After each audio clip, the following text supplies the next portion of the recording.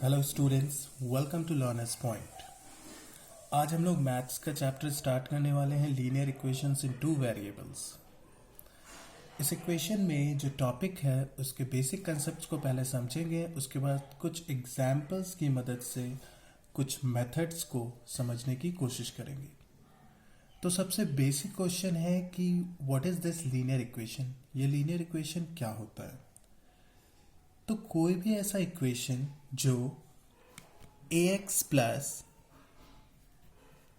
by plus c equal to 0 के form में हो, ax plus by plus c equal to 0 के form में हो, और इस इक्वेशन में a, b और c ये तीनों नंबर रियल नंबर्स होने चाहिए, रियल नंबर्स हो, और साथ ही वैल्यू ऑफ a और वैल्यू ऑफ b 0 के इक्वल नहीं होनी चाहिए।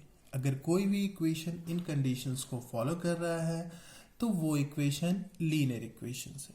क्लास 9 में भी हमने पढ़ा था ऐसा इक्वेशन जिसकी डिग्री 1 हो, that is called linear equation. अब कुछ एग्जांपल्स देखते हैं। एक बेसिक एग्जांपल लेके देखते हैं, जैसे 2x प्लस 5 इक्वल टू 9। अब ये एक इक्वेशन है। अब ये इक्वेशन लीनियर इक्वेशन है या नहीं, इसको जानने के लिए अगर मैं इस इक्वेशन को इस इक्वेशन के बेसिक फॉर्म से कंपेयर करूं तो मुझे क्या पता चलेगा। मैं देखता हूं 2x प्लस 5y, अगर इस 9 को लेफ्ट हैंड साइड में ले आऊं तो -9 is equal to 0, which implies 2x plus 5y plus in bracket -9 is equal to 0. Comparing with ax plus by plus c equal to 0, मैंने देखा कि a की वैल्यू है 2, b की वैल्यू है 5, c की वैल्यू है -9, और ये तीनों रियल नंबर्स हो गए। c की वैल्यू है -9 और यहाँ पे a एंड b 0 नहीं है, तो ये इक्वेशन एक लीनियर इक्वेशन है।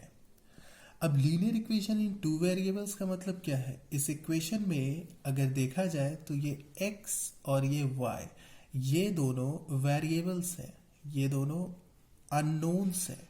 इनकी कोई भी वैल्यू हो सकती है, लेकिन कोई स्पेसिफिक वैल्यू होगी तभी वो इस इक्वेशन को सेटिस्फाई करेगा। तो जो इन अननोन्स की वैल्यू होती है उसे हम उस लीनियर इक्वेशन का सॉल्यूशन कहते हैं। फॉर एग्जाम्पल, अगर मैं कहूँ x equal to alpha, y equal to beta किसी लीनियर इक्वेशन को सेटिस्फाई कर दे रहा है, तो ये अल्फा और बीटा उस लीनियर इक्वेशन का सॉल्यूशन हो गया। For example, 5x minus 3y is equal to 9, ये एक लीनियर इक्वेशन है। अगर मैं कहूँ कि x equal to 3 and y is equal to 2 इस इक्वेशन का सॉल्यूशन है। अगर x इक्वल टू 3 और y इक्वल टू 2 इस इक्वेशन का सॉल्यूशन है, तो इसका मतलब इन दोनों वैल्यूज को इस इक्वेशन में पुट करने के बाद ये वैल्यूज इस इक्वेशन को सेटिस्फाई करनी चाहिए। तो लेट्स पुट देम। 5x की जगह 3 रख दूंगा, -3y की प्लेस पे 2 प्लेस कर दूंगा, is equal to 5 into 3 15 -3 into 6 equal to 9। तो इस तरीके से हम किसी भी लीनियर इक्वेशन के सॉल्यूशंस के बारे में जान सकते हैं कि कोई भी लीनियर इक्वेशन का जो सॉल्यूशन होता है वो उस लीनियर इक्वेशन को सेटिस्फाई करेगा। अब एक साइमल्टेनियस लीनियर इक्वेशन होता है, उसे समझते हैं क्या होता है। किसी भी एक लीनियर इक्वेशन का एक सॉल्यूशन होगा अगर कोई ऐसे दो लीनियर इक्वेशंस हैं जिन दोनों का एक ही सॉल्यूशन है, जिन दो लीनियर इक्वेशंस का एक ही सॉल्यूशन है, तो उन दोनों इक्वेशंस को हम लोग साइमल्टेनियस लीनियर इक्वेशन कहते हैं। तो एग्जाम्पल के तौर पे देखते हैं, मैं आपको एक इक्वेशन दे रहा हूं x plus y is equal to 10। एक और इक्वेशन है मेरे पास x minus y is equal to 2। और कहा गया कि इन दोनों इक्वेशन का एक ही सॉल्यूशन है, x equal to 6 and y is equal to 4। Check करते हैं।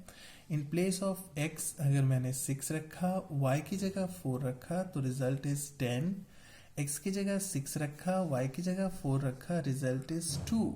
इसका मतलब x equal to 6 and y is equal to 4 इस इक्वेशन का भी सॉल्यूशन है, और x equal to 6 y equal to 4 इस इक्वेशन का भी सॉल्यूशन है। तो इन दोनों इक्वेशंस के एक ही सॉल्यूशन है, इसीलिए ये दोनों इक्वेशंस साइमल्टेनियस लीनियर इक्वेशंस कहलाते हैं।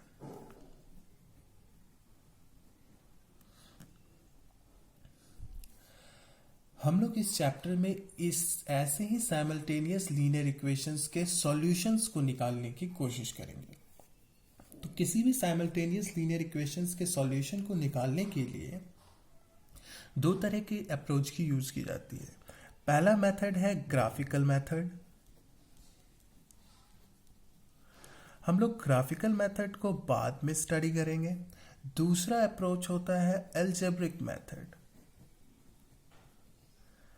और हम लोग अलजेब्रिक मेथड से ही सॉल्व करने की शुरुआत करने वाले हैं। अलजेब्रिक मेथड में हम लोग 3 तरीके के मेथड्स को स्टडी करेंगे। पहला है सब्स्टिट्यूशन मेथड, सेकंड है एलिमिनेशन मेथड, एंड थर्ड है क्रॉस मल्टीप्लिकेशन मेथड।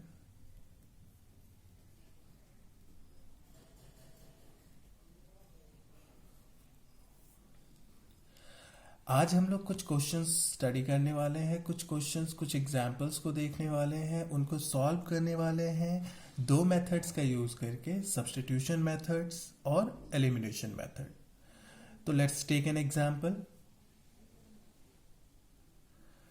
ओके, तो सब्स्टिट्यूशन मेथड को समझते हैं। हमारा टॉपिक है अब substitution method.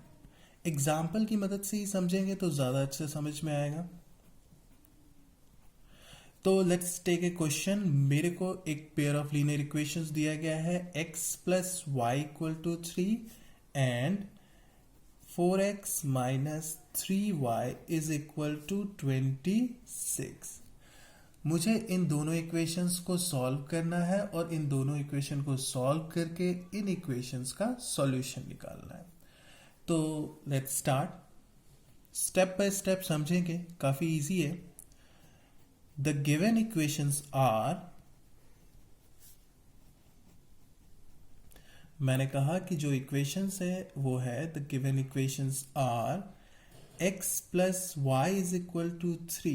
Let's say this as equation 1 and 4x minus 3y is equal to 26. This is our equation 2. Substitution method में हम लोग का पहला स्टेप होता है कि इन दोनों इक्वेशन में किसी एक इक्वेशन को सिलेक्ट कर लीजिए। तो लेट्स से मैं इक्वेशन 1 को सिलेक्ट करने वाला हूं और इस इक्वेशन में किसी एक अननोन, किसी एक वेरिएबल के रिस्पेक्ट में दूसरे वेरिएबल की वैल्यू को डिफाइन कीजिए। तो मैं पहले इक्वेशन को लिखता हूं x plus y is equal to 3। तो मैं इसमें से किसी एक वेरिएबल के रिस्पेक्ट में दूसरे वेरिएबल की वैल्यू को डिफाइन करूंगा। तो मैं कहूंगा कि x की वैल्यू जो है वो y के रिस्पेक्ट में क्या है, x is equal to 3 plus y इधर आ जाएगा तो माइनस वाई। तो ये वैल्यू आपको पता चला कि x की वैल्यू y के रिस्पेक्ट में क्या है, x is equal to 3 minus y. मैंने बस इस इक्वेशन की मदद से इस इक्वेशन को एक डिराइव कर लिया। अब मैं x की जगह 3 माइनस वाई को प्लेस कर सकता हूं। अब मैंने इस इक्वेशन को इक्वेशन 1 से डिराइव किया है, तो मैं इस वैल्यू को इक्वेशन 2 में सब्स्टिट्यूट करूंगा। तो now substituting the value of x in equation 2। Equation 2 में अगर मैं सब्स्टिट्यूट करता हूं तो हमें क्या मिलने वाला है, वी गेट, इक्वेशन 2 कहता है 4x minus 3y is equal to 26। Which implies 4x की जगह रख देता हूँ 3 माइनस वाई, क्योंकि मैंने x की ही वैल्यू को डिराइव किया है, x बराबर 3 माइनस वाई, तो मैं x की जगह 3 माइनस वाई रख रहा हूँ, minus 3y is equal to 26। ऐसा करने के बाद मेरे इस इक्वेशन में अब सिर्फ एक ही अननोन रह गया है, दैट इज y। तो अब मैं इजिली y की वैल्यू को कैलकुलेट कर सकता हूँ। तो which implies 4 into 3 is 12 minus 4y minus 3y is equal to 26, which implies minus 7y is equal to 26 minus 12 14, which implies y is equal to minus 2। तो अब मेरे पास y जो एक अननोन था उसकी वैल्यू निकल के आ गई, y is equal to minus 2। अब मेरे को अगर y की वैल्यू मालूम है तो मैं इस y की वैल्यू को किसी भी एक इक्वेशन 1 या इक्वेशन 2 में पुट करके x की वैल्यू निकाल सकता हूं। तो मैं वही चीज करने वाला हूं। Now putting the value of y in equation 1, मैं इक्वेशन 1 में प्लेस करता हूं। इक्वेशन 1 कहता है x plus y is equal to 3, इसका मतलब x is equal to 3 minus y, इसका मतलब x is equal to 3 minus of minus 2 is equal to 5। तो मेरे को पता चल गया x की वैल्यू आ गई मेरी 5। तो ये है सब्स्टिट्यूशन मेथड। लास्ट लाइन लिखूंगा, therefore hence the values of x and y are, x की value is 5 and y is equal to minus 2 respectively. तो this is the basic substitution method. ये सब्स्टिट्यूशन मेथड है, एक बार quick revision कर लेते हैं। इस मेथड में हम लोग दो इक्वेशंस में से किसी एक इक्वेशन को कंसिडर करेंगे, उस इक्वेशन को फिर डिराइव करेंगे, एक अननोन के रिस्पेक्ट में दूसरे अननोन की वैल्यू को निकालेंगे, फिर उस डिराइव्ड वैल्यू को सेकेंड इक्वेशन में पुट कर देंगे और उसके बाद वो इक्वेशन में सिर्फ एक ही अननोन रह जाएगा। फिर उस अननोन के वैल्यू को हम लोग कैलकुलेट कर लेंगे। फिर उस एक अननोन के वैल्यू कैलकुलेट करने के बाद उस वैल्यू को किसी भी एक इक्वेशन में प्लेस करके हम लोग दूसरे अननोन की वैल्यूज को कैलकुलेट कर सकते हैं। ये है सब्स्टिट्यूशन मेथड। नेक्स्ट जो मेथड है वो है एलिमिनेशन मेथड। सब्स्टिट्यूशन मेथड के और भी एग्जांपल्स हम लोग लेंगे, एलिमिनेशन मेथड को भी साथ में ही समझेंगे, इसीलिए मैं सेम क्वेश्चन को एलिमिनेशन मेथड के अप्रोच से भी सॉल्व करने जा रहा हूँ। सब्स्टिट्यूशन के comparatively elimination is quite easy, काफ़ी आसान है। तो हमारे पास जो क्वेश्चन था उसको फिर से कंसिडर कर लेते हैं। क्वेश्चन हमारा कह रहा था x plus y is equal to 3 and 4x minus 3y is equal to 26. So the given equations are, the given system of equations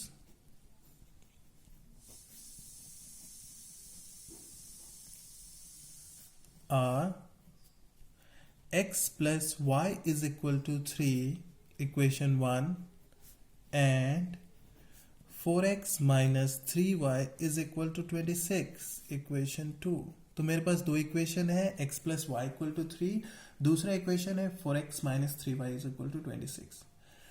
इस मेथड में हम लोग किसी एक अननोन के कोफिशिएंट को इक्वल करने की कोशिश करते हैं।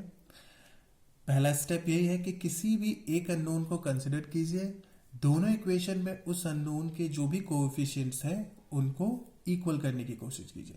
तो मैं x को अगर कंसिडर करूं तो मैं देख रहा हूं कि फर्स्ट इक्वेशन में जो x का कोफिशिएंट है दैट इज 1, x का कोफिशिएंट है यहाँ पे 1। दूसरे इक्वेशन में जो x का कोफिशिएंट है वो है 4।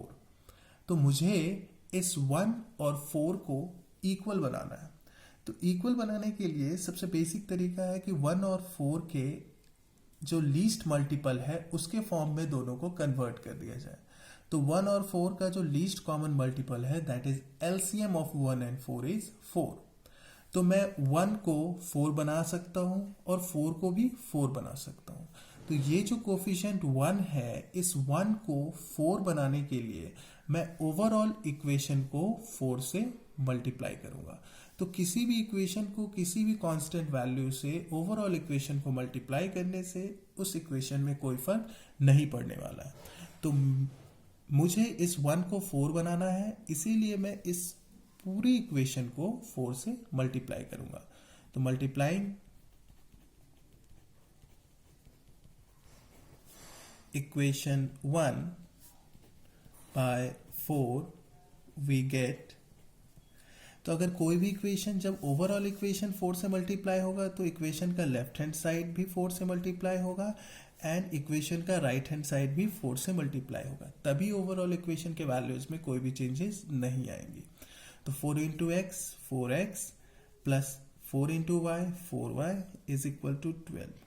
Now this is my equation number 3। तो हमने क्या किया, पहले इक्वेशन को कन्वर्ट कर लिया तीसरे इक्वेशन में, बस इसी कोशिश में कि x का कोफिशिएंट पहले इक्वेशन में 1 था, उसे हमने 4 बना लिया। अब ये जो इक्वेशन 3 है, ये इक्वेशन 1 का ही दूसरा फॉर्म है। तो अब हम लोग इक्वेशन 2 और इक्वेशन 3 को सॉल्व करने की कोशिश करेंगे। तो मेरा पहला स्टेप कंप्लीट हो गया। अब दोनों इक्वेशंस में x का जो कोफिशिएंट है वो 4 है। तो जब दोनों के कोफिशिएंट +4 और यहाँ पे भी x का कोफिशिएंट +4 है, तो +4 और +4 को एक दूसरे से सब्ट्रैक्ट करेंगे हम लोग, तो ये दोनों इजीली रिड्यूस हो जाएंगे। तो हम लोग दोनों इक्वेशन को एक दूसरे से सब्ट्रैक्ट करके एक अननोन को रिड्यूस कर देंगे। आप इक्वेशन 2 से भी 3 को सब्ट्रैक्ट कर सकते हैं या 3 से भी 2 को सब्ट्रैक्ट कर सकते हैं। तो मैं इक्वेशन 3 को 2 से सब्ट्रैक्ट करता हूं। Subtracting equation 3 from equation 2 we get equation 3 को इक्वेशन 2 से सब्ट्रैक्ट करना है मुझे, तो सबसे ऊपर इक्वेशन 2 लिखता हूँ। 4x minus 3y is equal to 26 और उसके बाद नीचे इक्वेशन 3 लिखता हूँ। 4x plus 4y is equal to 12।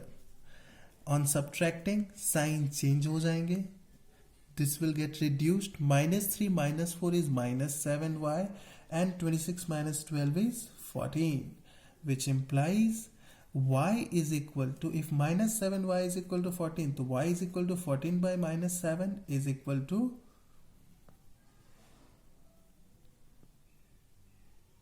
-2 is equal to -2। तो y की वैल्यू आ गई मेरी -2। नाउ इफ अगर मेरे पास एक अननोन की वैल्यू है तो मैं इजिली दूसरे अननोन की वैल्यू निकाल सकता हूँ by putting this value in any one of the equation. तो मैं इस वैल्यू को इक्वेशन 1 में पुट करने वाला हूं। तो नेक्स्ट स्टेप हमारा होने वाला है putting the value of y in equation 1। मैं इक्वेशन 1 में ही प्लेस कर देता हूं। x plus y is equal to 3 which implies x is equal to 3 minus y, which implies x is equal to 3 minus of 2, okay, तो which implies x is equal to 5। तो therefore x की value आ गई मेरी 5 और y की value आ गई -2। तो एक ही क्वेश्चन को आज हमने सब्स्टिट्यूशन से भी सॉल्व किया है और एलिमिनेशन से भी सॉल्व किया है। तो मैं आपको समझाने की कोशिश में इस वीडियो को थोड़ा स्लो बना रहा हूं ताकि आप एक एक स्टेप्स को इजीली समझ पाए। नेक्स्ट पार्ट में हम लोग दोनों मेथड्स में का यूज करके जो इजी अप्रोच होगा और क्यों होगा इजी अप्रोच, उस सॉल्यूशन को देखते हुए हम लोग नेक्स्ट पार्ट में कुछ क्वेश्चंस को इन्हीं दोनों मेथड से सॉल्व करने वाले हैं। उसके बाद के पार्ट में हम लोग क्रॉस मल्टीप्लिकेशन मेथड को डिस्कस करेंगे। तो इस पार्ट के लिए इतना ही। ये था इंट्रोडक्शन और एलिमिनेशन मेथड और सब्स्टिट्यूशन मेथड का अप्रोच। नेक्स्ट पार्ट में मिलते हैं।